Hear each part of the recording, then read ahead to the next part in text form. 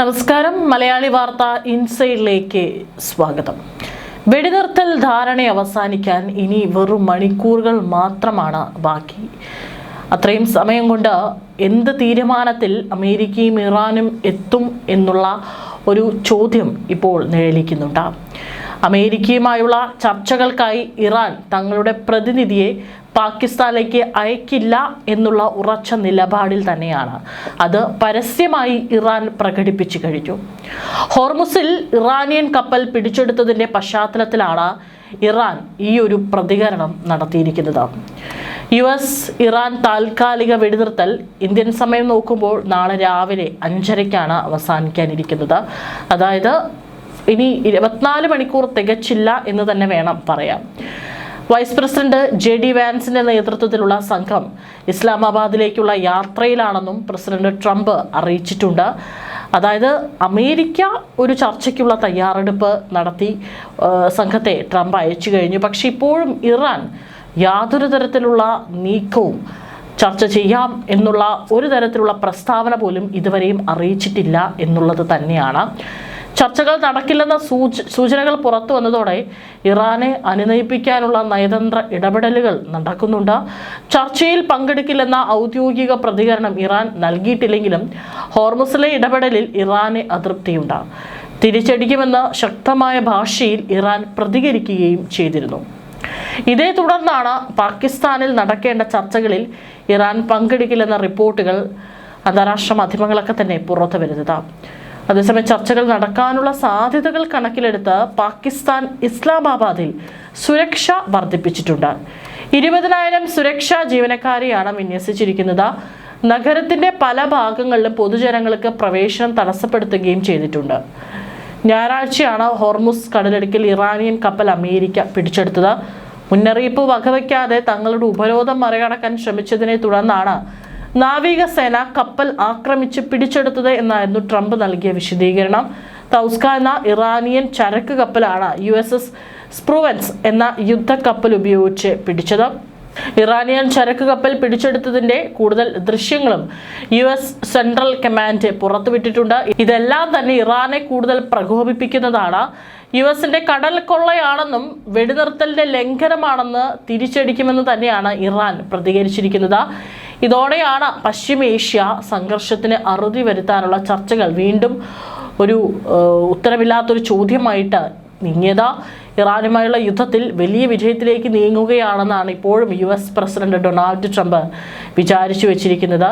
പക്ഷേ ഡൊണാൾഡ് ട്രംപിൻ്റെ വാക്കുകളൊക്കെ തന്നെ ഇപ്പോൾ വെറും ഒരു പൊള്ളയായ വാഗ്ദാനമായി മാറിയിരിക്കുകയാണ് എന്ന് തന്നെ വേണം പറയാം. വെനസ്വലയിൽ നിന്ന് അവിടുത്തെ പ്രസിഡന്റിനെ പിടിച്ചുകൊണ്ട് പോകുന്ന അതേ ലാഘവത്തോടു കൂടി തന്നെ ഇറാനെയും കീഴ്പ്പെടുത്താം എന്ന് വിചാരിച്ച ട്രംപിനെ അടിപതറിയിരിക്കുകയാണ് എന്ന് പറയാതിരിക്കാൻ വയ്യ. ട്രംപിന് മുന്നിൽ പിടിച്ചു നിൽക്കുന്ന തങ്ങളുടെ ആയുധങ്ങളുടെ പരമാവധി എടുത്തുകൊണ്ട് പോരാടുന്ന ഇറാനെയാണ് പിന്നീട് അങ്ങോട്ട് കണ്ടത്. ഏകദേശം 52 ദിവസങ്ങൾ കഴിഞ്ഞിരിക്കുകയാണ് യുദ്ധം പ്രഖ്യാപിച്ചിട്ട്. ആദ്യം വെറും 4 ദിവസം എന്ന് ഡൊണാൾഡ് ട്രംപ് പറഞ്ഞു, പിന്നീട് അത് 4 ആഴ്ചയായി. പക്ഷേ ഇപ്പോഴും യുദ്ധം അവസാനിക്കാതെ തുടർന്നുകൊണ്ടേ ഇരിക്കുകയാണ് എന്ന് തന്നെ വേണം പറയാം. ഇപ്പോൾ യുദ്ധത്തിൻ്റെ ഒരു ബുദ്ധിമുട്ട് അല്ലെങ്കിൽ അതിൻ്റെ ഒരു ആഫ്റ്റർ എഫക്ട്സ് ഇപ്പോൾ നമ്മുടെ അടുക്കളകളിൽ മാത്രമല്ല, ഗ്യാസ് ഇല്ലാത്ത പ്രശ്നങ്ങൾ നമ്മുടെ അടുക്കളകളിൽ മാത്രമല്ല, ഇപ്പോൾ അമേരിക്കയെ സംബന്ധിച്ചാണെങ്കിലും വലിയ വിലക്കയറ്റമാണ് അമേരിക്കയിൽ അവിടെ രേഖപ്പെടുത്തിക്കൊണ്ടിരിക്കുന്നത്. ഒപ്പം തന്നെ സാമ്പത്തിക പ്രതിസന്ധി അമേരിക്കയെ സംബന്ധിച്ചും വർദ്ധിച്ചുകൊണ്ടിരിക്കുകയാണ് എന്നുള്ള റിപ്പോർട്ടുകളും പല അന്താരാഷ്ട്ര മാധ്യമങ്ങളും പുറത്തു വരുന്നുണ്ട്. അവിടെ അടക്കം പല ബുദ്ധിമുട്ടുകളും വരുന്നുണ്ട്. ഇനി ഈ വർഷം തന്നെ അമേരിക്കയിൽ ഒരു ഇടക്കാല തെരഞ്ഞെടുപ്പ് നടക്കുമ്പോൾ അത് ഡൊണാൾഡ് ട്രംപിനെ സംബന്ധിച്ച് ഒരു തിരിച്ചടിയാകാനുള്ള സാധ്യതയുണ്ട്. കാരണം ജനങ്ങൾക്ക് ഡൊണാൾഡ് ട്രംപിലുള്ള ഒരു വിശ്വാസം അത് നഷ്ടപ്പെട്ടു തുടങ്ങി എന്ന് തന്നെ വേണം പറയാം. ഒപ്പം തന്നെ സൈനികരടക്കം പല മേഖലകളിലായിട്ട് സൈനിക വിന്യാസം നടത്തിയിട്ടുണ്ട്. പക്ഷേ അതൊക്കെ തന്നെ എത്രത്തോളം പ്രാവർത്തികമാക്കാൻ അമേരിക്കയെ കൊണ്ട് സാധിക്കും എന്നുള്ളതാണ് ഒരു ചോദ്യം എന്ന് പറയുന്നത്. തീർച്ചയായിട്ടും ഇപ്പോഴും US പ്രസിഡന്റ് ഡൊണാൾഡ് ട്രംപിൻ്റെ വാഗ്ദാനങ്ങൾ ഒരു പൊള്ളയായ വാഗ്ദാനങ്ങളായിട്ട്, അതായത് ഒരു ചെറിയൊരു പൈപ്പിൻ കഷ്ണത്തിനുള്ളിൽ കഴുത്തു കുടുങ്ങിയ ഒരു അവസ്ഥയാണ് ഇപ്പോൾ ഡൊണാൾഡ് ട്രംപിനെ സംബന്ധിച്ചുള്ളത്.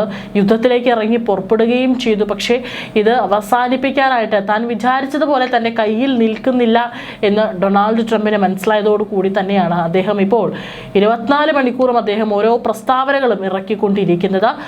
ഇപ്പോൾ ഭരണാധികാരികളെയൊക്കെ തന്നെ നഷ്ടപ്പെട്ടിട്ടും ഖമേനിയെ വധിച്ചു കഴിഞ്ഞാൽ ഇതോടുകൂടി തന്നെ ഒരു ഭരണമാറ്റം ഡൊണാൾഡ് ട്രംപിനെ സാധിക്കുമെന്ന് കരുതി. പക്ഷേ ഒന്നും തന്നെ സാധിച്ചില്ല. അവരുടെ പല ഉന്നത മേധാവികളെയും വധിച്ചു, പക്ഷേ ഒന്നും തന്നെ നടന്നില്ല. അവരുടെ പല ആണവ ശാസ്ത്രജ്ഞരെയും വധിച്ചു, പക്ഷെ ഒന്നും തന്നെ നടന്നില്ല. ഇത് തന്നെയാണ് ഇപ്പോഴും അവിടെ കാണാനായിട്ട് സാധിക്കുന്നത്. തീർച്ചയായിട്ടും ഒരു തരത്തിലും അടിയറവ് പറയില്ല എന്ന് തന്നെയാണ്, ഉറച്ച തീരുമാനം തന്നെയാണ് ഇറാൻ എടുത്തിരിക്കുന്നത്. അതേസമയം തന്നെ ഡൊണാൾഡ് ട്രംപ് വ്യാജ വാർത്താ മാധ്യമങ്ങൾ വായിച്ചാൽ നമ്മൾ യുദ്ധത്തിൽ തോൽക്കുകയാണെന്നും നിങ്ങൾക്ക് തോന്നിപ്പോകും. ശത്രുക്കൾ ആശയക്കുഴപ്പത്തിലാണ്, കാരണം അവരും ഈ മാധ്യമ റിപ്പോർട്ടുകൾ തന്നെയാണ് കാണുന്നത്. ഏറ്റവും പ്രധാനപ്പെട്ടത് നമ്മുടെ ഉപരോധമാണ്. കരാർ ഉണ്ടാകുന്നത് വരെ ഉപരോധം പിൻവലിക്കില്ല. ഇത് ഇറാനെ പൂർണ്ണമായി നശിപ്പിക്കുകയാണ്. പ്രതിദിനം $50 കോടി വീതമാണ് അവർക്ക് നഷ്ടപ്പെടുന്നത് എന്നാണ് ട്രംപ് ഏറ്റവും ഒടുവിൽ ട്രൂത്ത് സോഷ്യലിൽ കുറിച്ചിട്ടുള്ളത്. ഒരു പുരോഗതിയും കൈവരിക്കാനായില്ലെങ്കിൽ ധാരാളം ബോംബുകൾ പൊട്ടിത്തെറിക്കാൻ തുടങ്ങും എന്നുകൂടി ഇപ്പോൾ ട്രംപ് മുന്നറിയിപ്പ് നൽകിയിട്ടുണ്ട്. ഏതായാലും ഇസ്ലാമാബാദിൽ നടക്കാനിരിക്കുന്ന അടുത്ത റൗണ്ട് ചർച്ചകളെ ഇതെങ്ങനെ ബാധിക്കുമെന്ന് ഉറ്റുനോക്കുകയാണ് ലോകം. ഇപ്പോഴും ഇറാൻ ചർച്ചയ്ക്കായിട്ട് വരുമെന്ന് പോലും അറിയിച്ചിട്ടില്ല. പക്ഷേ ട്രംപിൻ്റെ പറഞ്ഞയച്ചിട്ടുള്ള JD വാൻസിൻ്റെ സംഘം ഇസ്ലാമാബാദിലേക്ക് എത്തും. ചർച്ചകളിൽ ഇറാൻ പങ്കെടുക്കുമോ എന്ന കാര്യത്തിൽ US പ്രസിഡന്റ് ഇപ്പോഴും ഒരു അനിശ്ചിതത്വം പ്രകടിപ്പിച്ചു. ഇരുപക്ഷവും പങ്കെടുക്കുമെന്ന് സമ്മതിച്ചിട്ടുണ്ടെങ്കിലും ടെഹ്റാൻ പങ്കെടുക്കുമെന്ന് ഉറപ്പില്ലെന്നും പറഞ്ഞു. ഏതായാലും US പ്രതിനിധി സംഘം ചർച്ചയുമായി മുന്നോട്ട് പോകാൻ തന്നെയാണ് തീരുമാനിച്ചിരിക്കുന്നത്. ഇറാന്റെ ആണവ പദ്ധതിയെ ചൊല്ലിയുള്ള ഭിന്നതകളും നിർണായക ആഗോള ഊർജ്ജപാതയായ ഹോർമുസ് കടലിടുക്കിൽ തുടർച്ചയായ തടസ്സങ്ങളും നിലനിൽക്കുന്നതിനിടയിലാണ് ഈ സംഘർഷം വികസിക്കുന്നത്. താൽക്കാലിക വെടിനിർത്തൽ നേരിട്ടുള്ള ശത്രുക്കൾക്ക് വിരാമം ഇട്ടിട്ടുണ്ടെങ്കിലും നയതന്ത്ര രംഗത്ത് പ്രശ്നങ്ങൾ ഇപ്പോഴും നിലനിൽക്കുന്നുണ്ട്. അതുകൊണ്ട് തന്നെ രണ്ടുപേരും ഉന്നയിച്ചിട്ടുള്ള പല ഡിമാൻഡുകളും പരസ്പരം അംഗീകരിക്കാനുള്ള ബുദ്ധിമുട്ടുണ്ട്. ഒപ്പം തന്നെ ഒരു അവിശ്വാസം ഇപ്പോൾ ഇരു രാജ്യങ്ങൾക്കിടയിൽ നിലനിൽക്കുന്നുണ്ട്. അതുകൊണ്ട് തന്നെയാണ് വളരെ വേഗത്തിൽ ഒരു തീരുമാനങ്ങൾക്ക് എടുക്കാനായിട്ട് സാധിക്കാത്തത് എന്ന് തന്നെയാണ് റിപ്പോർട്ടുകൾ സൂചിപ്പിക്കുന്നത്. ചർച്ചകൾക്കായി American vice president JD Vance, പ്രത്യേക പ്രതിനിധികളായ സ്റ്റീവ് വിറ്റ്കോഫ്, ജാരഡ് കുഷ്നർ എന്നിവർ ഇസ്ലാമാബാദിൽ എത്തുമെന്നാണ് സൂചന. അനുകൂല സാഹചര്യമുണ്ടായാൽ ട്രംപ് നേരിട്ടെത്തി കരാറിൽ ഒപ്പിട്ടേക്കുമെന്നും സൂചനകളുണ്ട്. ഇറാന്റെ ആണവ പദ്ധതികളെ ചൊല്ലിയുള്ള തർക്കമാണ് ചർച്ചകൾ നീണ്ടുപോകാൻ പ്രധാന കാരണം. യുറേനിയം സമ്പുഷ്ടീകരണം 20 വർഷത്തേക്ക് നിർത്തിവെക്കണമെന്ന് അമേരിക്ക ആവശ്യപ്പെടുമ്പോൾ 5 വർഷം എന്ന നിലപാടിലായിരുന്നു ഇറാൻ. എന്നാൽ 10 വർഷം എന്ന വിട്ടുവീഴ്ച നിർദ്ദേശം ഇപ്പോൾ പരിഗണനയുണ്ട്. ഇറാനിലെ രാഷ്ട്രീയ നേതൃത്വങ്ങൾക്കിടയിലുള്ള ഭിന്നതയും ചർച്ചകളെ ബാധിക്കുന്നുണ്ട്. പ്രസിഡന്റ് മസൂദ് പെസഷ്കിയാൻ ചർച്ചകളോട് അനുകൂല നിലപാട് സ്വീകരിക്കുമ്പോഴും സൈനിക വിഭാഗമായ ഇസ്ലാമിക് റവല്യൂഷണറി ഗാർഡ് കോർപ്സ് കടുത്ത നിലപാട് തന്നെയാണ് തുടരുന്നത്. അമേരിക്കയെ ഒരു തരത്തിൽ വിശ്വസിക്കാനാവില്ലെന്ന് തന്നെയാണ് ഇവരുടെ വാദം. IRGCയുടെ കടുംപിടുത്തം കൂടി തന്നെയാണ് ഇപ്പോൾ ചർച്ചകൾ നീണ്ടുപോകാനുള്ള ഒരു കാരണമെന്ന് പറയുന്നത്.